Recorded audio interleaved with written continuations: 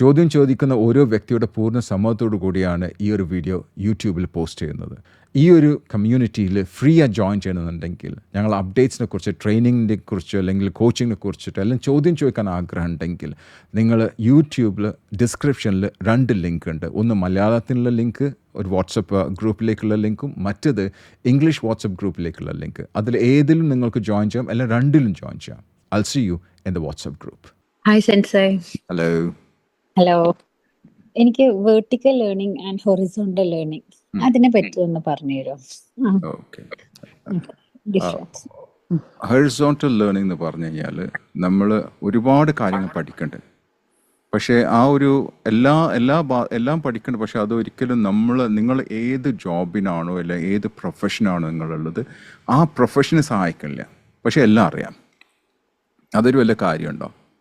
ഇല്ലല്ലോ. നിങ്ങൾ ഹൊറിസോണ്ടലായിട്ട് മാത്രം ഗ്രോ ചെയ്യണുള്ളൂ. പക്ഷെ അതേ സമയത്ത് നിങ്ങളെ പ്രൊഫഷൻ, നിങ്ങളുടെ കരിയർ, നിങ്ങളുടെ ബിസിനസ് എന്താണ്, അത് നിങ്ങൾ ഗ്രോ ചെയ്യില്ല. അപ്പോൾ നമ്മൾ എപ്പോഴും ആലോചിക്കേണ്ടതെന്ന് വെച്ചാൽ നമ്മൾ വേർട്ടിക്കലായിട്ട് ഗ്രോ ചെയ്യേണ്ടതെന്നുള്ളത്. ഫോർ എക്സാമ്പിൾ, ഇപ്പം എൻ്റെ ഏരിയ എന്ന് പറഞ്ഞു കഴിഞ്ഞാൽ കോച്ചിങ് ആണ്, ട്രെയിനിങ് ആണ്, സോ ആൻഡ് സോ. റൈറ്റ്? എനിക്ക് ഫോക്കസ് ചെയ്യേണ്ടത് അവിടെ എനിക്ക് ഏറ്റവും നല്ലതായിട്ട് എങ്ങനെ എനിക്ക് പെർഫോം ചെയ്യാൻ പറ്റും, അതിനുള്ള പ്രോഗ്രാംസ് എന്തൊക്കെയാണെന്നുള്ളത് ഞാൻ പഠിക്കേണ്ടത്. അത് കൂടാതെ ചിലപ്പം വേറെ പ്രോഗ്രാംസിൻ്റെ, ഫോർ എക്സാമ്പിൾ ഡിജിറ്റൽ മാർക്കറ്റിംഗ് ഉണ്ടാവും, അല്ലെങ്കിൽ XYZ വേറെ കുറേ പ്രോഗ്രാംസ് ചിലപ്പം വെബിനാർസ് ആയിട്ട്, ഫ്രീ ആയിട്ട് വെബിനാർസ് ഒക്കെ വരുന്നുണ്ടാവും. അത് നല്ലതാണെന്ന് ചോദിച്ചു കഴിഞ്ഞാൽ നല്ലതാണ്. Is it nice? The answer is nice. Okay, അതിന് യാതൊരു സംശയമില്ല. ഓക്കെ, നമുക്ക് എത്രത്തോളം അറിവ് നമുക്ക് കിട്ടുന്നുണ്ടോ അത്രത്തോളം അറിവ് നല്ലതാണ്. പക്ഷേ ദ ക്വസ്റ്റ്യൻ ഇസ്, അത് നിങ്ങളെ ഗ്രോത്തിന് ശരിക്കും സഹായിക്കുന്നുണ്ടോ? അത് സഹായിക്കണില്ലെങ്കിൽ അത് ചെയ്യേണ്ട ആവശ്യമില്ല. അതിന് പകരം നിങ്ങൾ ചോദിക്കേണ്ടത് എൻ്റെ ഗ്രോത്തിന്, എൻ്റെ വെർട്ടിക്കൽ ഗ്രോത്തിന് എന്തൊക്കെയാണ് സഹായിക്കുന്നത്, അതിനാണ് കൂടുതൽ ഫോക്കസ് ചെയ്യേണ്ടത്. എക്സാമ്പിൾ, ചിലപ്പോൾ ലീഡർഷിപ്പ് പ്രോഗ്രാം വരുന്നുണ്ടെന്ന് വിചാരിക്കുക, നല്ലൊരു ലീഡറാണ് ക്ലാസ് എടുക്കണമെന്ന് വിചാരിക്കുക. ഞാൻ അതിന് പോയി പങ്കെടുത്തു കഴിഞ്ഞാൽ എൻ്റെ അറിവ് കൂടിയില്ലേ? Yes oh no? അത് എനിക്ക് എൻ്റെ ട്രെയിനിങ്ങിനും എൻ്റെ കോച്ചിങ്ങിനും എൻ്റെ സെൽഫ് ഡെവലപ്മെൻറ്റിനും എനിക്കത് യൂസ് ചെയ്തുകൂടെ? ശരിയല്ലേ? അതേ സമയത്ത് എനിക്ക് ഡിജിറ്റൽ മാർക്കറ്റിംഗ് പഠിക്കുന്നത് നല്ലതാണ്. പക്ഷേ ഞാൻ ആലോചിക്കേണ്ടത്, ഞാൻ ഒരു ട്രെയിനറാണ്, ഫെസിലിറ്റേറ്ററാണ്, ഞാനൊരു കോച്ചാണ്, എൻ്റെ ഏറ്റവും കൂടുതൽ എൻ്റെ ബിസിനസ് എനിക്ക് കിട്ടേണ്ട ഈ ഒരു ലെവലിൽ അത് ഇവിടെ നിർത്തിയിട്ട് ഞാൻ ഡിജിറ്റൽ മാർക്കറ്റിംഗ് പഠിച്ചു കഴിഞ്ഞിട്ട് ഞാൻ തന്നെ എൻ്റെ ഡിജിറ്റൽ മാർക്കറ്റിംഗ് ചെയ്ത് കഴിഞ്ഞാൽ ഞാൻ എവിടെയാണ് എക്സൽ ചെയ്യേണ്ടത് അവിടെ സ്പീഡ് കുറഞ്ഞില്ലേ? അല്ലേ? നല്ലതാണ്, ഇല്ലാന്നല്ല ഞാൻ പറഞ്ഞിട്ടോ. അത് എല്ലാവരും മനസ്സിലാക്കുക. നല്ലതാണ്, പഠിക്കുന്നത് നല്ലതാണ്. ഡിജിറ്റൽ മാർക്കറ്റിംഗ്, അതേ സമയത്ത് ഞാനൊരു ഡിജിറ്റൽ മാർക്കറ്ററാണെന്ന് വിചാരിക്കുക. ഓക്കെ, ഡിജിറ്റൽ മാർക്കറ്റാണെന്ന് വിചാരിക്കുക. എനിക്ക് അതിൻ്റെ എക്സ്പാൻഷൻ എനിക്ക് പഠിക്കണം, എങ്ങനെയാണ് അത് ഡെലിഗേറ്റ് ചെയ്യുക, അത് പഠിക്കണം. ആ സമയത്താണ് എനിക്കൊരു ലീഡർഷിപ്പ് പ്രോഗ്രാം വന്നു വിചാരിക്കാം. ശരിക്കും ശ്രദ്ധിക്കുക, ഞാനൊരു ഡിജിറ്റൽ മാർക്കറ്ററാണ്, എനിക്കൊരു 10 സ്റ്റാഫ് മെമ്പേഴ്സ് എൻ്റെ ഏജൻസിയിൽ വർക്ക് ചെയ്യേണ്ടതെന്ന് വിചാരിക്കുക. അപ്പം അവിടെ ഒരു ലീഡർഷിപ്പിൻ്റെ പ്രോഗ്രാം വന്നു, ഫാറൂഖ് സെൻസെ എന്ന് പറഞ്ഞ ആൾ ക്ലാസ് എടുക്കാൻ വന്നിട്ടുണ്ട്. ഇപ്പം ഞാനത് പോയി പഠിക്കാമെന്ന് വിചാരിക്കാം. ഞാൻ ആരാണ്? ഞാൻ ഡിജിറ്റൽ മാർക്കറ്ററാണ്. ഞാൻ പോയി പഠിക്കണം. എന്താ പഠിക്കണം? ലീഡർഷിപ്പ് പഠിക്കണം. ഇപ്പം ഞാൻ ചോദിക്കേണ്ടത്, അത് വെർട്ടിക്കൽ ആണോ അല്ലെങ്കിൽ ഹൊറിസോണ്ടൽ ആണോ? ഇപ്പം അത് വെർട്ടിക്കൽ ആണ്. ശരിക്കും മനസ്സിലാക്കുക, എല്ലാവരും ശരിക്കും മനസ്സിലാക്കുക. ഞാൻ രണ്ട് എക്സാമ്പിൾ ഇവിടെ തരുന്നുണ്ട്. ആദ്യത്തെ എക്സാമ്പിളിൽ ഞാനൊരു ലീഡർഷിപ്പ് കോച്ചാണ്. അവിടെയാണ് ഒരു ഡിജിറ്റൽ മാർക്കറ്റിംഗിൻ്റെ കോഴ്സ് വരുന്നത്. ഞാനത് പഠിക്കാൻ പോകുമ്പോൾ അത് വെർട്ടിക്കൽ അല്ല, ഹൊറിസോണ്ടലാണ്. കാരണം അത് എൻ്റെ ഗ്രോത്തിന് അത് കൂടുതൽ സഹായിക്കുന്നില്ല. എനിക്ക് വേറെ ആരെങ്കിലും വെച്ചാൽ മതി അത് ചെയ്യാൻ, എനിക്കൊരു ഏജൻസിനെ വെച്ചാൽ മതി. ശരിയല്ലേ? ശരിയല്ലേ? എനിക്ക് വേറെ ഏജൻസി വെച്ചാൽ അവർ എനിക്ക് വേണ്ടിയിട്ടുള്ള ഡിജിറ്റൽ മാർക്കറ്റിംഗ് ചെയ്ത് തരും. ഞാൻ ഫോക്കസ് ചെയ്യേണ്ട എൻ്റെ കോച്ചിങ്, എൻ്റെ ട്രെയിനിങ്, എൻ്റെ പ്രസൻറ്റേഷന്, അത് എങ്ങനെയൊക്കെ കൂടുതൽ ബിസിനസ് ഇട്ടുക, അല്ലെങ്കിൽ കൂടുതൽ എനിക്ക് എൻഗേജ്മെൻറ്റ് എങ്ങനെ കൊണ്ടുവരാൻ പറ്റുക, പുതിയ ക്ലയൻസിനെ എവിടെ കൊണ്ടുവരാൻ പറ്റുക, പുതിയ മാർക്കറ്റ് എങ്ങനെ കൊണ്ടുവരാൻ പറ്റുക, ഞാൻ ഫോക്കസ് ചെയ്യുന്നത് അതിലേക്കാണ്. എൻ്റെ പ്രസൻറ്റേഷൻ സ്കിൽസ് എങ്ങനെ എനിക്ക് വളർത്താൻ പറ്റും, ഡെവലപ്പ് ചെയ്യാൻ പറ്റും, എൻ്റെ കോച്ചിങ് സ്കിൽസ് എങ്ങനെ എനിക്ക് ഡെവലപ്പ് ചെയ്യാൻ പറ്റും, എങ്ങനെയാണ് എനിക്ക് ഇതേപോലെ യൂട്യൂബിലൊക്കെ വന്നിട്ട് എങ്ങനെ എനിക്ക് ഇൻട്രാക്ട് ചെയ്യാൻ പറ്റും, അതാണ് ഞാൻ ഫോക്കസ് ചെയ്യേണ്ടത്. ഡിജിറ്റൽ മാർക്കറ്റിംഗ് ഒന്നില്ലെങ്കിൽ എൻ്റെ ടീമിനെ വിട്ടിട്ട് അത് പഠിപ്പിക്കുക, അല്ലെങ്കിൽ അത് അറിയാവുന്ന ഒരു ടീമിന് ഹയർ ചെയ്യാം.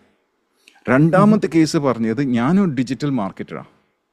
എൻ്റെ അടുത്ത് 5-6 ആൾക്കാർ എൻ്റെ ഏജൻസിയിൽ വർക്ക് ചെയ്യുന്നുണ്ട്. അപ്പോഴാണ് ഒരു ലീഡർഷിപ്പ് പ്രോഗ്രാം വന്നത്. അപ്പം ഞാൻ അത് പോയി പഠിക്കുമ്പോൾ അതായിട്ട് എന്താണ്, എൻ്റെ ലീഡർഷിപ്പ്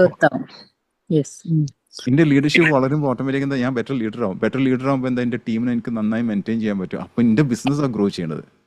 രണ്ടും വ്യത്യാസമുണ്ട്.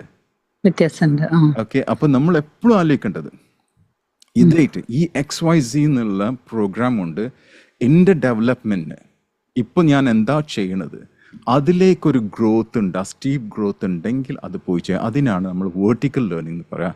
എല്ലാം അത് ഹൊറിസോണ്ടൽ ലേണിംഗ് പഠിക്കുന്നുണ്ടാവും, നല്ലതാണ്.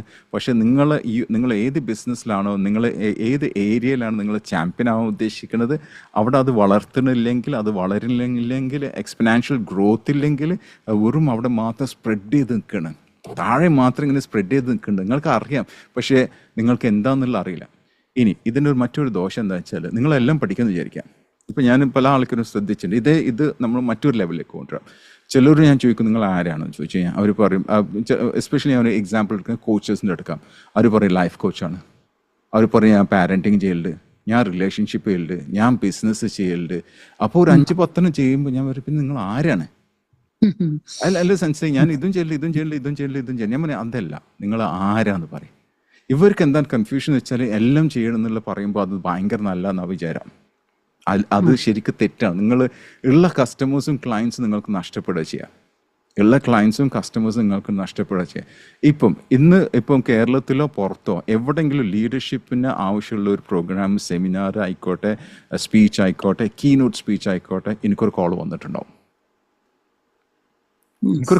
കാരണം എന്ന് വെച്ചാൽ ഞാൻ വേറെ ഒന്നുമില്ല ചെയ്യണം, ഞാൻ ലീഡർഷിപ്പ് മാത്രമേ ചെയ്യണം. ഞാൻ ഇപ്പം ഈ ഇടയ്ക്ക് ഇപ്പം ഏകദേശം ഒരു 1.5 മാസത്തിൻ്റെ ഇങ്ങോട്ട് കേട്ടോ, ഞാനൊരു 10-15 വീഡിയോ ഒറ്റയടിക്കാണ് ചെയ്യല്. ഞാൻ അത് വെയിറ്റ് ചെയ്യില്ല. ഞാൻ ഒരു ദിവസം ക്യാമറയിൽ ഇതേപോലെ ക്യാമറ മുമ്പിലിരിക്കും, അത് ഷൂട്ട് ചെയ്യും. പിന്നെ അത് ഒരു കോൾ ഇതായിട്ട് റീൽസ് ആയിട്ടും ഷോർട്സ് ആയിട്ടും അത് പിന്നെ പോസ്റ്റ് ചെയ്യില്ല. അപ്പോൾ ഞാൻ അതിനുവേണ്ടി ഒരുപാട് സമയങ്ങളില്ല, ഒറ്റ ദിവസം തന്നെ ഇരുന്നിട്ട് ചിലപ്പോൾ ഒരു അരമണിക്കൂർ 1 മണിക്കൂറിൻ്റെ ഉള്ളിലായിരിക്കും ഞാൻ ഏകദേശം 15-20 ഒരു മാസത്തിനുള്ള കംപ്ലീറ്റ്. ഇപ്പം തന്നെ നോക്കിക്കഴിഞ്ഞാൽ മാർച്ചിലത്തൊക്കെ ഞാൻ അപ്ലോഡ് ചെയ്ത് കഴിഞ്ഞിരിക്കണം, യൂട്യൂബിൽ പോലും ഞാൻ അപ്ലോഡ് ചെയ്തിരിക്കണം. അപ്പോൾ എല്ലാം സിസ്റ്റമാറ്റിക്കാണ്, ഒരു സിസ്റ്റം ഉണ്ട് ഞാൻ ഫോളോ ചെയ്യുന്നത്. അപ്പോൾ ഞാനൊരു 10-15 വീഡിയോസ് എടുത്ത് അത് കംപ്ലീറ്റ് പാരൻറ്റിങ്ങിനെ കുറിച്ചിട്ടാണ് എടുത്തത്. കാരണം ചിലർ ആവശ്യപ്പെട്ടു, സെൻസ് നിങ്ങൾ പാരൻറ്റിങ്ങിനെ കുറിച്ച് പറഞ്ഞു. ഞാൻ നല്ലൊരു പാരൻറ്റാണ്, പക്ഷേ ഞാൻ ഒരു പാരൻറ്റിങ് കോച്ചല്ല. ഞാൻ നല്ലൊരു ഹസ്ബൻഡാണ്, പക്ഷേ ഞാൻ റിലേഷൻഷിപ്പ് കോച്ചല്ല. ഞാൻ നല്ലൊരു മാർഷൽ ആർട്ടിസ്റ്റാണ്, കരാട്ടെ ചാമ്പ്യനാണ്, പക്ഷേ ഞാനിപ്പം അതിൻ്റെ കോച്ചിങ് എല്ലാം എടുക്കല്. അപ്പോൾ മനസ്സിലാക്കുക, ഞാൻ ഈ വീഡിയോ എടുത്തിട്ട് ഞാനത് പോസ്റ്റ് ചെയ്യാൻ തുടങ്ങി. പിന്നെ എനിക്ക് തന്നെ ഒരു പേടി വരാൻ തുടങ്ങി. ആൾക്കാർ ഇപ്പോൾ എന്നൊക്കെ കൂടെ ലീഡർഷിപ്പ് എന്ന് മാറ്റിയിട്ട് പാരൻറ്റിങ് കോച്ചാക്കി മാറ്റുമെന്നുള്ളത് മനസ്സിലാവുണ്ടോ നിങ്ങൾക്ക്? അപ്പൊ ഞാൻ വളരെ കെയർഫുൾ. അപ്പൊ ഞാൻ എന്താ ചെയ്തെന്ന് അറിയാം, അത് ആ തോന്നൽ വരാതിരിക്കാൻ വേണ്ടിയിട്ട് എൻ്റെ പഴയ വീഡിയോസ് ഉണ്ടായിരുന്നു. ഏത് വീഡിയോ? ഇതിൻ്റെ ഫ്രെയിം വർക്കിൻ്റെ വീഡിയോസ് ഞാൻ ഒന്നര ഇടാൻ തുടങ്ങി.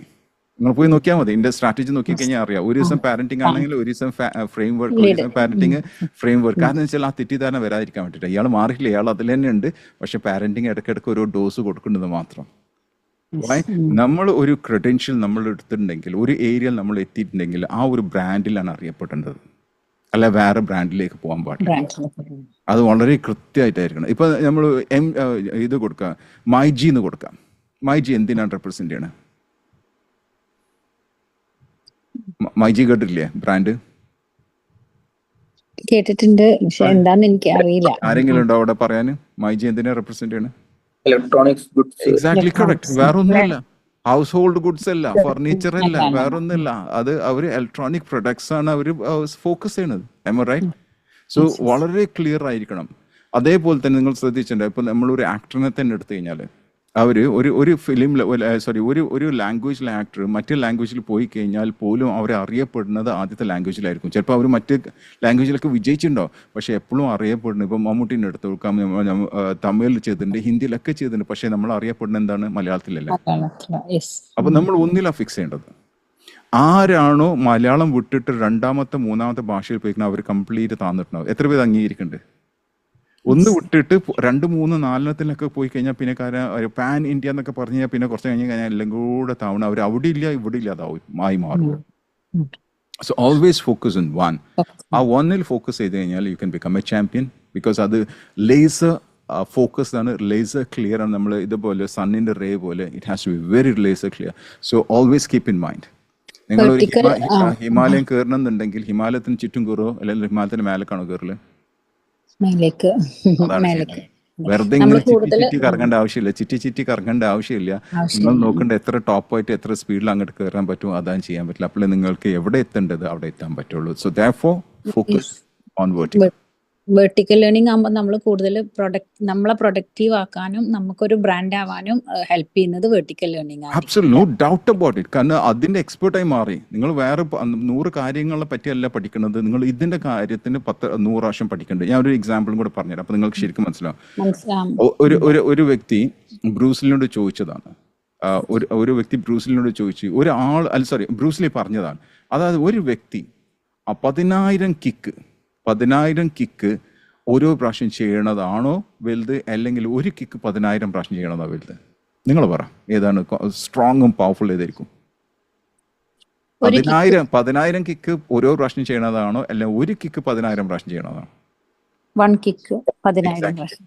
ശരിയല്ലേ? കാരണം എന്താ വെച്ചാൽ ഇതിനാണ് പവർ ഓഫ് 1 എന്ന് പറയുന്നത്. ഈ പവർ ഓഫ് 1 ഒക്കെ ഞാൻ പറയുന്നത് വെർട്ടിക്കലാണ്. അത് വ്യത്യസ്ത ടീച്ചർമാർ വ്യത്യസ്ത രീതിയിൽ പറഞ്ഞെന്ന് മാത്രമേ ഉള്ളൂ. ഇവരൊക്കെ പറഞ്ഞത് ഒരു അലൈൻമെന്റിൽ വരാൻ വേണ്ടി. ആ ലേണിംഗ് ആയിക്കോട്ടെ, പ്രൊഡക്റ്റ് ആയിക്കോട്ടെ, എന്തായിക്കോട്ടെ, ഒന്നിൽ ഫോക്കസ് ചെയ്തിട്ട് അതിൽ മേലോട്ട് കയറാം. നിങ്ങൾ വൈബ്രേറ്റ് ചെയ്തിട്ട് ഡിസ്ട്രാക്ട് ചെയ്തിട്ട് ഒരുപാട് don't put your leg in different ships എന്നൊക്കെ ബോട്ട്സ് ഒക്കെ പറഞ്ഞാൽ don't put that. Okay. Thank you. Yes, happy. Really happy. Thank you. All right, next caller please.